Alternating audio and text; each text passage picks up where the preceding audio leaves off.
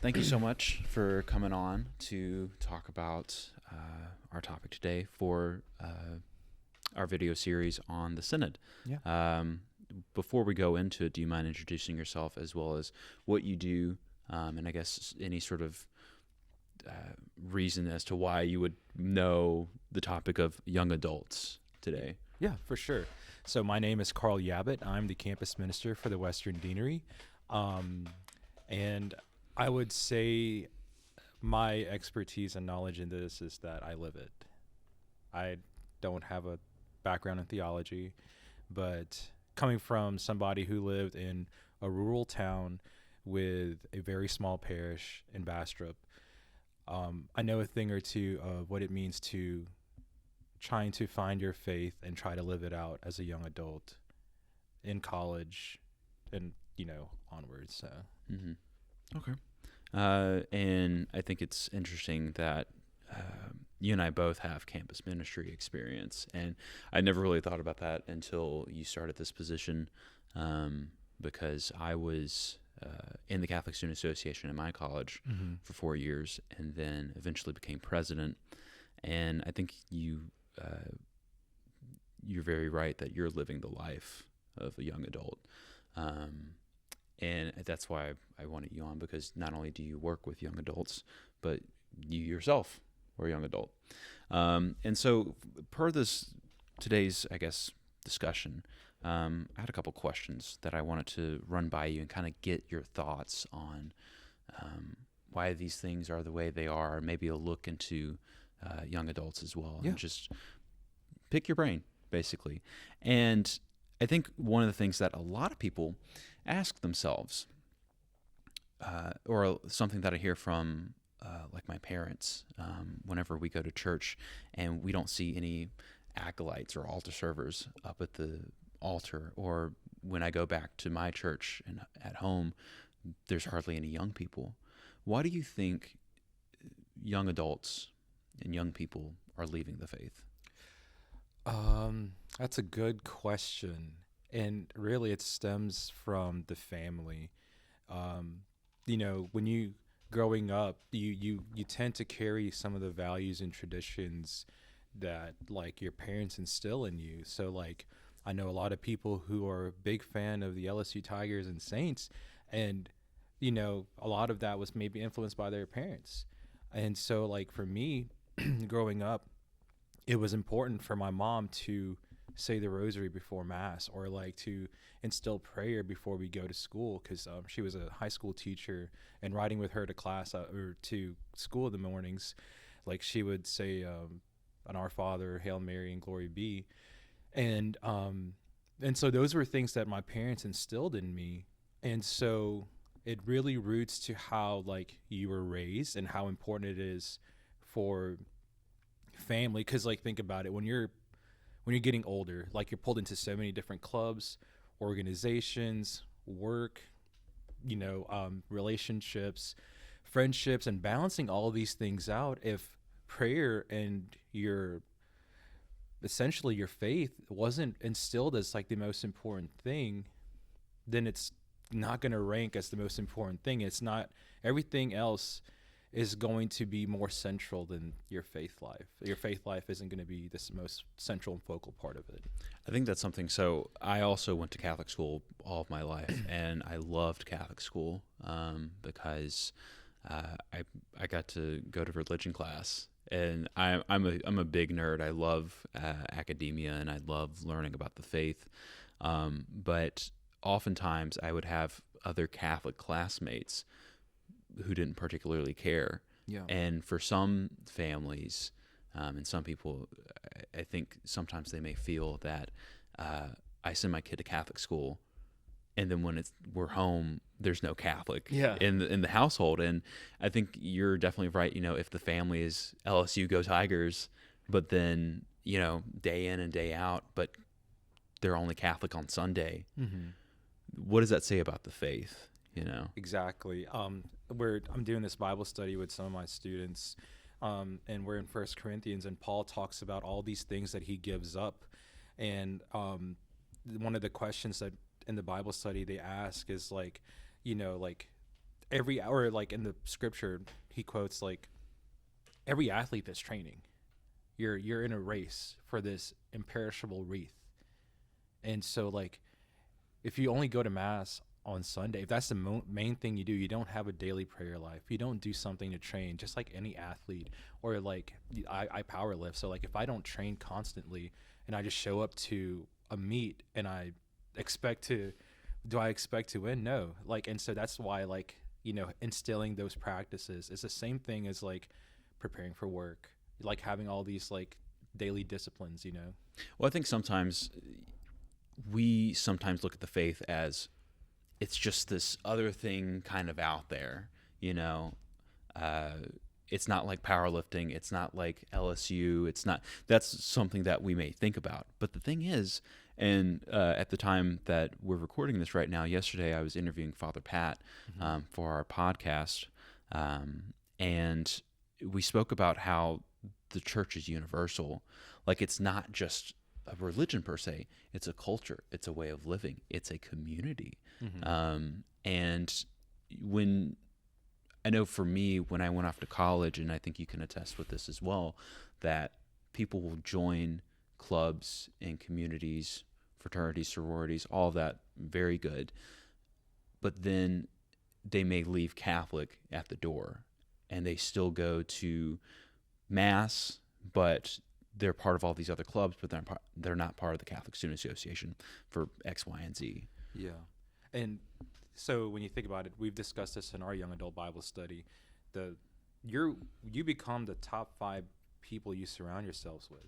And so like, let's say the people that you're close to in your organizations, in your classrooms, and like even your work life, if they're not ones that keep the faith central, if they don't, you know, respect or discuss like the faith with you, and that doesn't become a habit, then their habits reflect your habits in a way. And so like you can see yourself falling wayward to where mass becomes an afterthought. It becomes I'll go to mass, you know, eventually, but it doesn't become the central part of like, you know, like surrounding ourselves with you, Kirsten, and Daniela, Mia, like the rest of our young adult group. Like we hold each other accountable in a way to where like not discussing our highs and lows. It's like my brother and sister wants good for me, and that's the most important part about having that good community.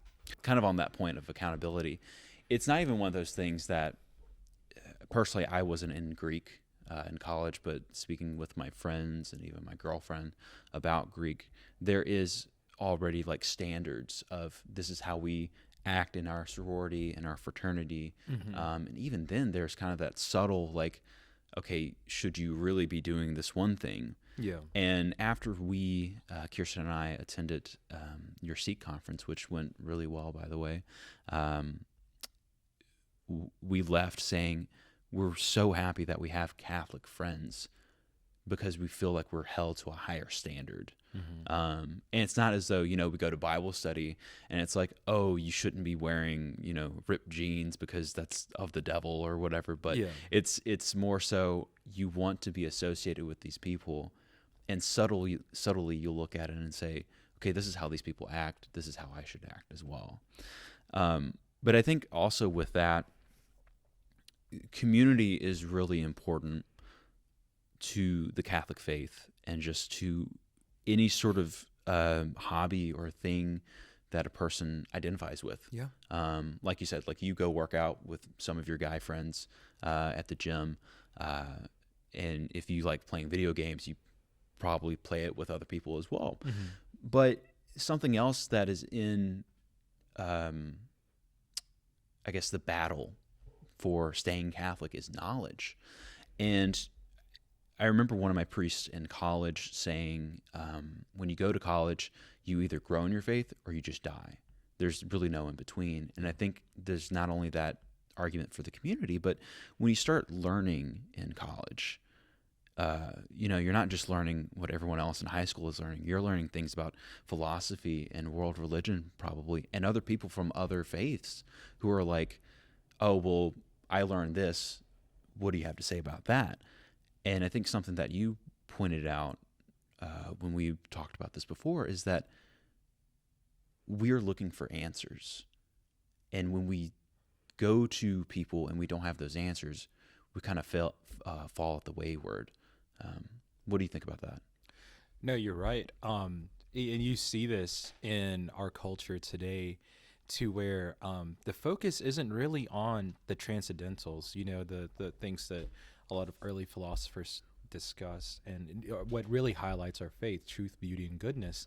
A lot of the things that you deal with today, it's just subtle, like temporary, like quick, just something to catch your attention, and that's it. Like it's not something that transcends you to something higher. It's something that just calls you to where you are. It's like, oh, this is what is a good example of some, like, just things today that catch people's attention, like the way you dress, like clothes, like I'm losing. I had a good example. Oh man. But yes, like I would say that the most important part is that there is a lack of focus on the transcendentals. We don't, when we're studying all of these things, we focus so much on, like, so when I studied public administration, my focus on was like, how are policies affecting the government and its processes, and like how can it be more effective, how is it affecting the consumer, which is the public.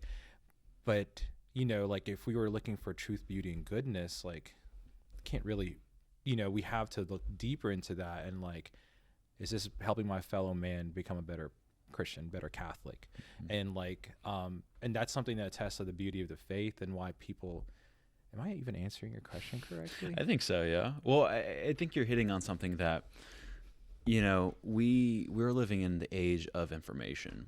Yeah. I mean, this isn't 30 years ago, 40 years ago, where you had to go to the library and go get an encyclopedia, like Yeah. I can look up something in 2 seconds or less, which is wonderful. But at the same time, we also have this influx of social media, like TikTok, for example.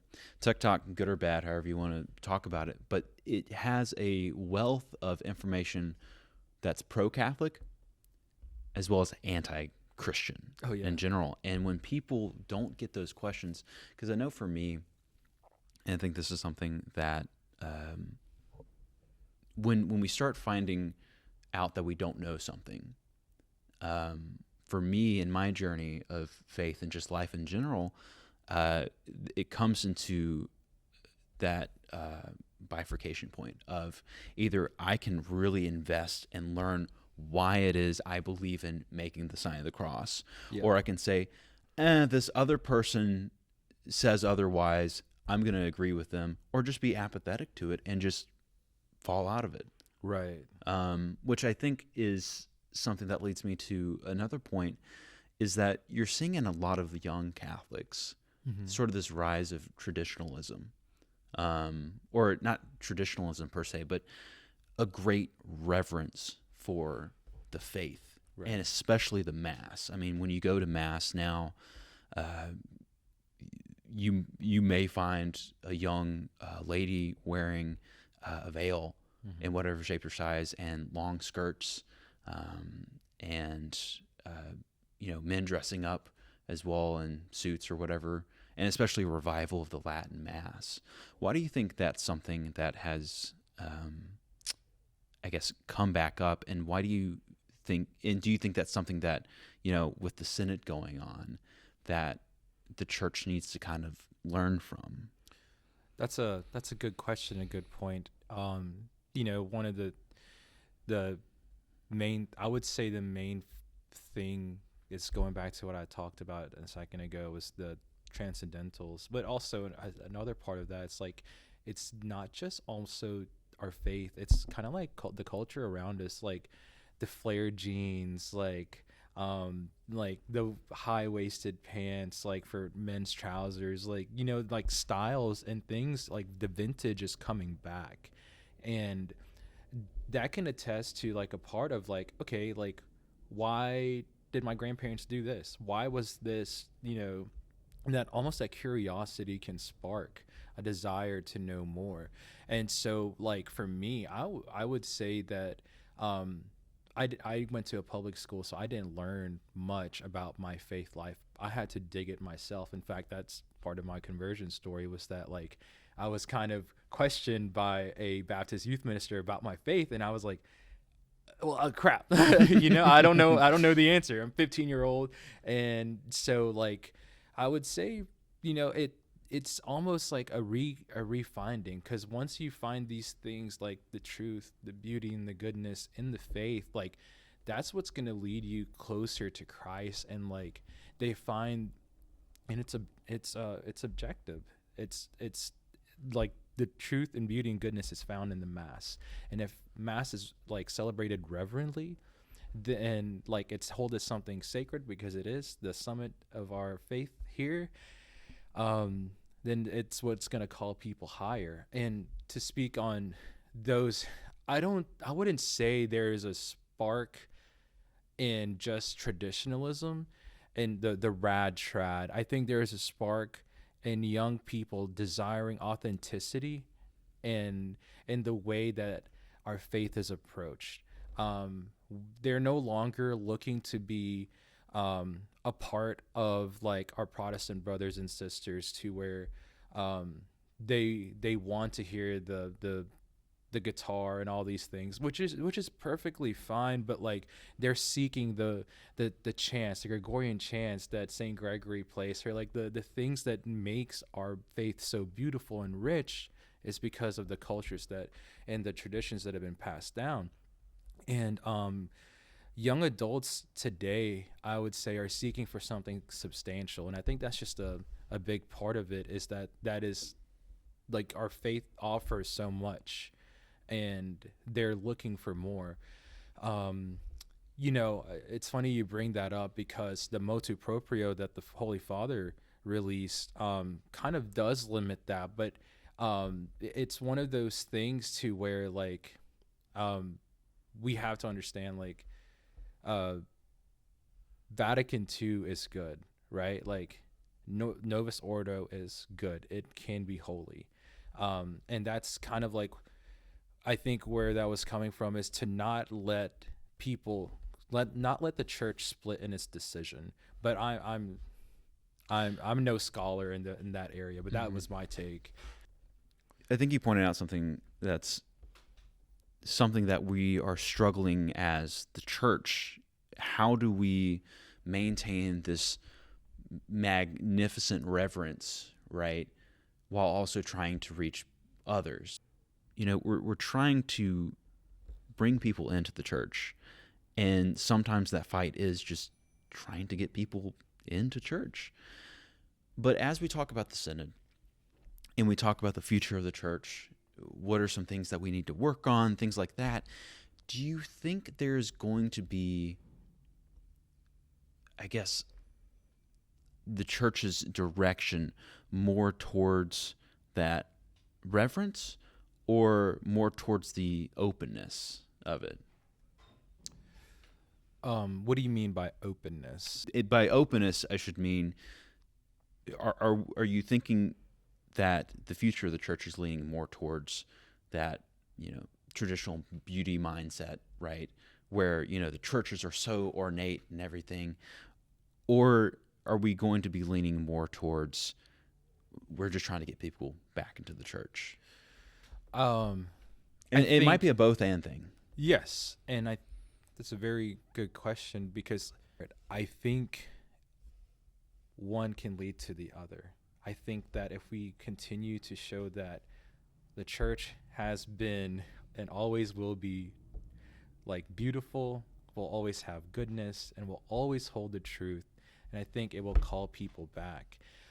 There's some really great like evangelist like ministries out there, like Focus, St. Paul's, like Stephenville conferences. Like there are a lot of really good like charismatic, very evangelist, like people who are very apostolic in their works, like Matt Fradd, Trent Horn, like Brian Holtzworth. Like there's some great people out there working in the faith, utilizing social media and using it as a platform to reach the young and to show them that dear young people, just because it may look old doesn't mean that it's boring.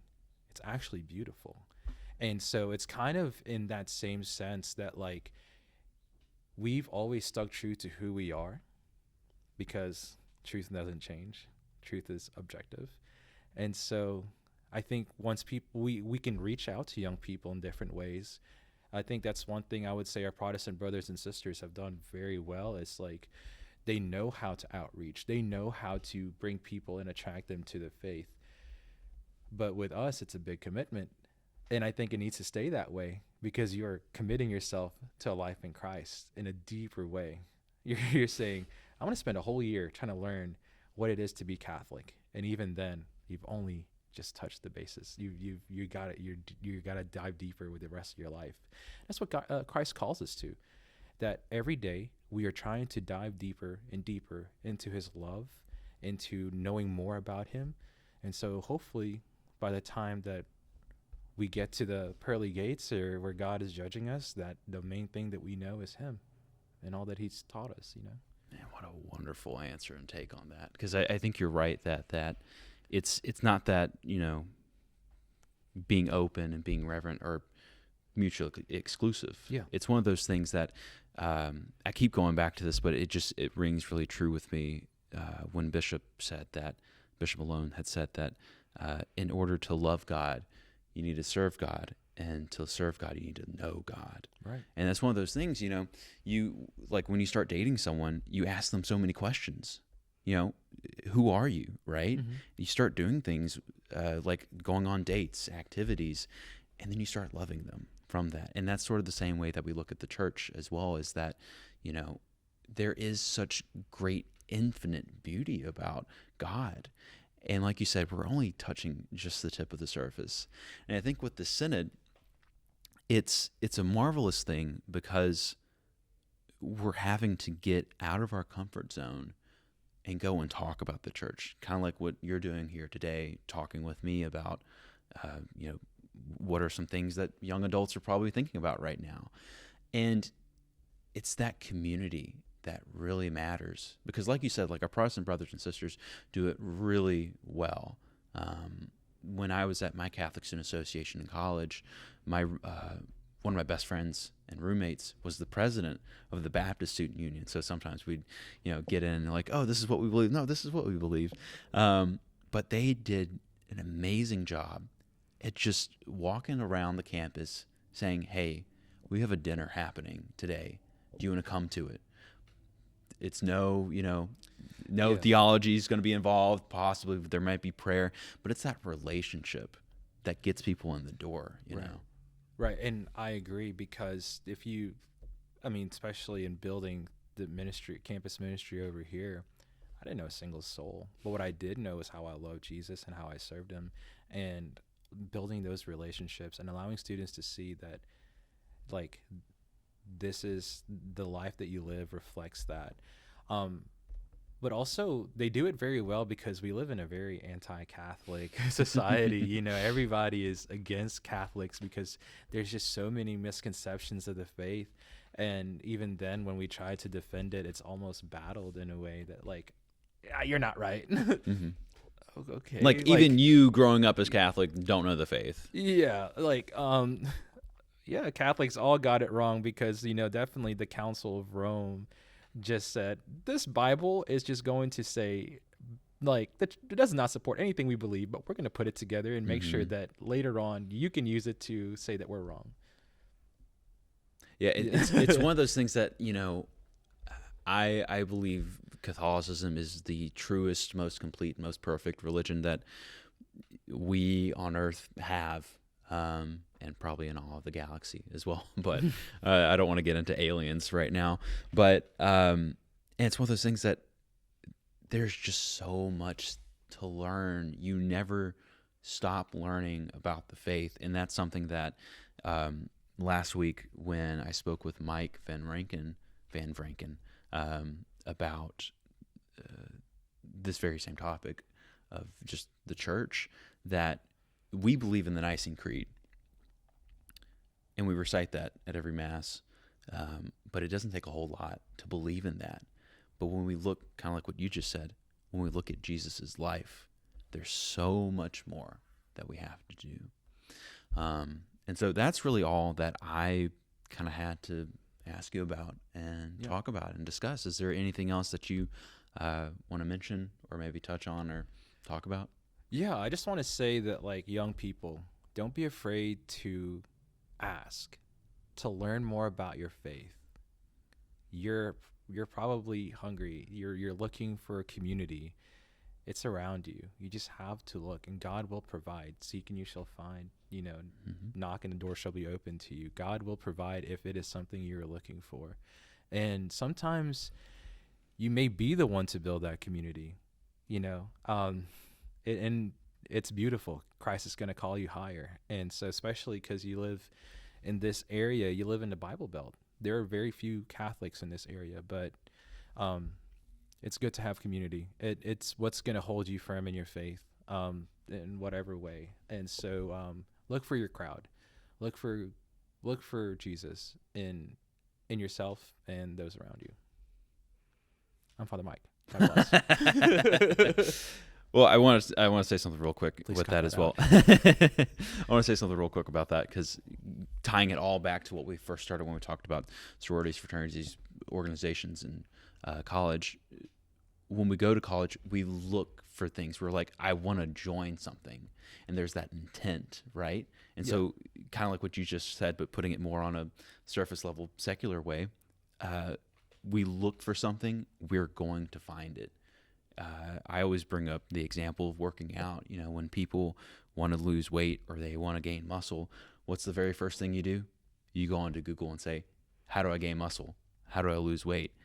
And then you get that practice, and then you go from there. So it is all about that seek and intent of, if this is something you want, you don't even have to want it wholeheartedly. Mm-hmm. I mean, there's a painting in the Sistine Chapel of man and God is coming down from heaven, and he's, coming to reach Adam. But Adam is just laying on the grass. Like, he's not even standing up. He's not even putting much effort into it. But that's how much God reaches out to us. If we even have just a modicum of interest in this, he'll put it in front of us. Yeah, it's the story of the prodigal son. The father did not sit at his door and wait for the son to run all the way back up to him. No, he ran. He went towards the son and met him. As soon as he saw the son walking towards him, he met him, gave him the finest calf, and celebrated the son returning. And there's so much beauty and truth and goodness in our faith. And I really encourage all you young people to look for it. Question what you have learned and learn more about what is. There are so many good resources out there, and there's so many.